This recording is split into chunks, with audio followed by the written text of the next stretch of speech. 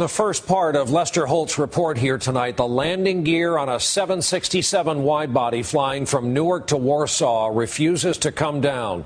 No one had ever tried an emergency landing with this aircraft in precisely this condition before. Some of the passengers realized just how dire the situation is, including an American named Greg Cohen, who sends a final goodbye to his wife and children on his cell phone. Here now, Lester Holt resumes his report. In the skies over Warsaw, LOT Polish Airlines Flight 16, with 231 on board, was just seconds away from attempting an emergency landing like no other. Across Poland, millions of viewers were watching the drama unfold on live television. And as the plane descended over the city, residents ran out to take photos. Captain Tad Vrona had spent the last hour and 20 minutes trying to lower the wide-body 767's landing gear, all of its wheels and its braking system, but to no avail.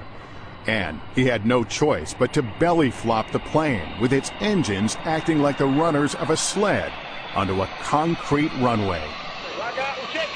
As you can see in this actual video shot inside the cabin, in the final moments, the passengers were ready for the worst. Air traffic controllers wished the captain good luck, and in the last few seconds, he turned to his co-pilot, just in case. I said to my first officer, I am happy that we are together, and I said thank you, and we shake hands. I thank you. Like the other passengers, Greg Cohen had his head between his legs. What were the final instructions before the landing? They had us get in ready position, and they were telling us to brace for impact. Praying to God that everything was going to be okay. And I'm just saying to myself, okay, get ready, get ready, get ready, bracing for impact. And then it happened. Flight 16 touched down at more than 140 miles an hour.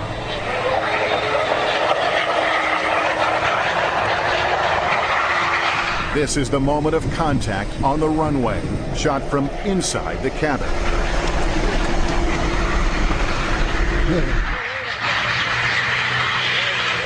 And then we touched down, and the impact never came. I was waiting for this, like car crash to be in an accident. No bounce?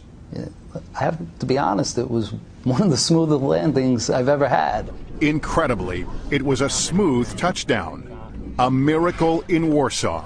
The plane came to a stop, and everybody roared with applause, but it didn't last more than 2 seconds. You had the flight attendant immediately stand up and just yell, "Get off this plane now!" Suddenly, there was another danger. There was smoke and a fire on the right side engine.